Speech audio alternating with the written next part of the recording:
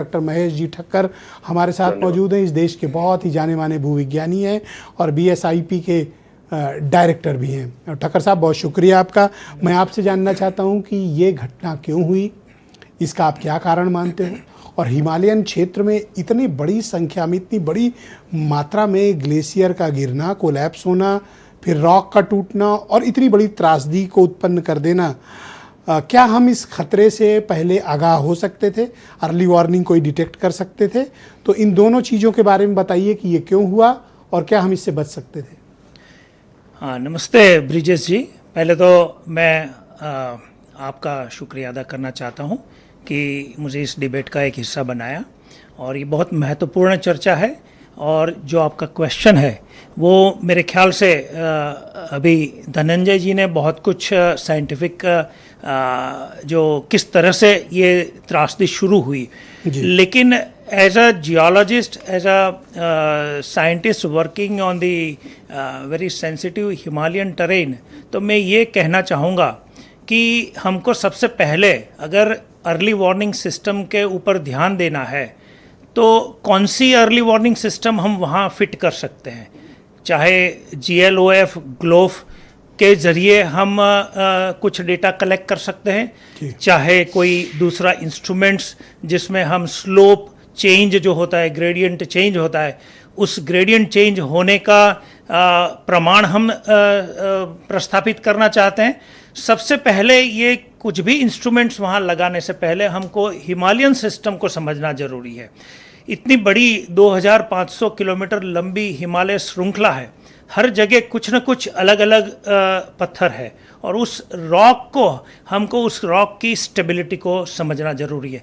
जैसे धनंजय जी ने बताया कि सबसे पहली घटना कैसे हुई, कोई अर्थक्वेक से नहीं हुई है। 4.4 मैग्नीट्यूड का भूकंप वो USGS ने नोट किया था, लेकिन वो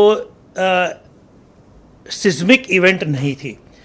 उस इवेंट को उसने ट्रिगर नहीं किया था। सबसे पहला जो स्लोप था, स्लोप फेलियर हुआ। जैसे कि धनंजय जी ने बताया, स्लोप फेलियर पहली घटना थी। कौन सा स्लोप फेलियर हुआ?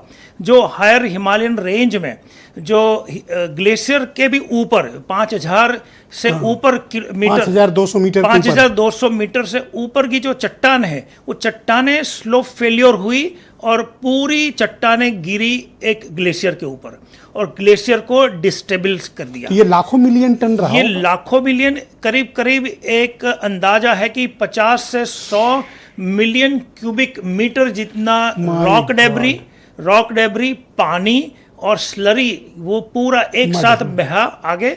और ये एक नैरो वैली जिसको हम लेंडे खोला, जो वहाँ का रीजन है, वो पतली वैली है।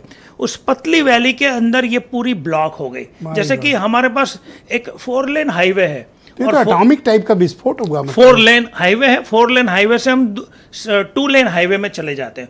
2 लेन से सिंगल लेन में चले जाते हैं तो कितना ब्लॉक हो जाता है। पूरा ट्रैफिक जैम हो जाता है। वैसा ही एक बड़े लेक से ये पूरा डिस्टर्ब हुआ और डिस्टेबलाइज हुआ। पूरा lake, ice, rock debris and चट्टाने, ये सब मिलके आगे छोटी नैरो लेंडे वैली में इसमें कितना टाइम लगा? ये कुछ ही मिनटों में ये सब हो गया।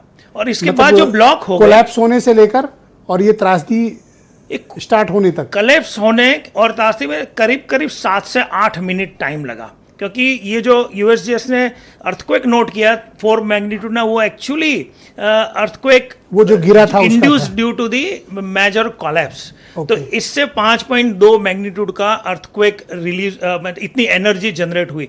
तो हमारे लिए, जियोलॉजिस्ट और सिस्मोलॉजिस्ट के लिए बहुत बड़ी घटना है कि इतनी बड़ी एनर्जी एक साथ रॉक कोलैप्स से हो सकती है। ये हमारे लिए एक बड़ा रिसर्च का विषय है। ये दुनिया का पहला ऐसा इवेंट है। ये दुनिया का पहला ऐसा इवेंट हो सकता है कि इतना जबरदस्त एनर्जी रिलीज, या और वो आगे जाके लेंडे वैली में वो ब्लॉक हो गया।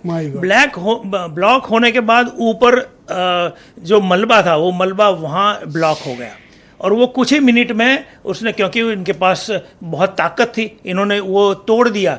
तो वो बहुत ज़्यादा किलोमीटर पर आवर की स्पीड थी, तो बहुत ज़्यादा स्पीड से लैंडे वैली में वो फ्लो हो गया। तो ये डॉक्टर धनंजय जो कह रहे थे कि हम लोग, और अरुण जी ने भी वो बात कही कि कोई अर्ली वार्निंग सिस्टम कोई साइंटिस्ट या चाइना, भारत, नेपाल ये मिलकर क्यों नहीं बना पा रहे हैं? देखिए, अर्ली वार्निंग सिस्टम हम सेंसिटिव जोन पर तो अर्ली वार्निंग सिस्टम बना सकते हैं। नहीं, अर्ली वार्निंग सिस्टम, जैसे हमारे पास एक सुनामी आती है तो सुनामी के लिए हमारे पास एक डिवाइस है कि अर्ली वार्निंग सिस्टम हम लगाए। यहाँ अर्ली वार्निंग सिस्टम के लिए सबसे पहले हमको रिमोट सेंसिंग से पूरा क्रायोस्फीयर का डेटा कलेक्ट करना पड़ता है। तो ये पूरी जो सिस्टम कलेप्स होती है वो 4 स्फीयर के अंदर है। एक क्रायोस्फीयर जो है, जो 5000 मीटर के ऊपर हमारी जितनी आइस का accumulation, melting, making of the glacier and slow melting, ये पूरी सिस्टम को हम क्रायोस्फीयर बोलते हैं। क्रायोस्फीयर एक्चुअली जिसके ऊपर बैठा है वो है जियोस्फीयर। तो अगर जियोस्फीयर का हमारे पास डेटा नहीं है, कितना स्लोप है, कितना डिस्टेबल स्लोप है, रॉक कौन सा है, फिसिल है, शिस्ट है, नाइस है, ग्रेनाइट है, तो सबकी एक कैपेसिटी होती है। तो रॉक का हमारे पास डेटा होना चाहिए। तो हम एक डेटा ग्रिड तो बना सकते हैं ना प्रोफेसर साहब, ताकि चीन, नेपाल और भारत तीनों के काम आए। एक हमको तो हिमालयन डिजास्टर डेटा ग्रिड बनानी पड़ेगी ना। इस घटना से हमें कुछ तो सबक लेना पड़ेगा। इस घटना से कैस्केडिंग फ्लो से जो हमारे एवलेंच क्रिएट हुई है और फ्लैश फ्लड हुई है, इसके लिए पूरा क्रायोस्फीयर और क्रायोस्फीयर से नीचे जो हमारा जियोस्फीयर और हाइड्रोस्फीयर का जो इंटरेक्शन है, इसके लिए एक डेटा क्रिएट करना जरूरी है। हमारी ये केस स्टडी मटेरियल है, यह एक बहुत केस आप सब लोगों के लिए केस स्टडी है। इसको हम केस स्टडी मानेंगे और आप इसको गंभीरता से लेते हैं? जरूर जरूर जरूर। हम हमारे इंस्टीट्यूट में ग्लोफ का अध्ययन हो रहा है, हमारे पास स्पेशल डिवाइस है। इस घटना का भी अध्ययन आप लोग करेंगे? यस, जरूर जरूर, क्योंकि हमने उत्तराखंड के कई ग्लोफ का स्टडी हमारे कुछ विज्ञानी कर रहे हैं। तो ये मैं आपको सजेस्ट करूंगा कि अगर इंडियन गवर्नमेंट अगर इसको परमिट करती है तो आप लोग इसको जरूर स्टडी करें। जरूर जरूर। बहुत शुक्रिया।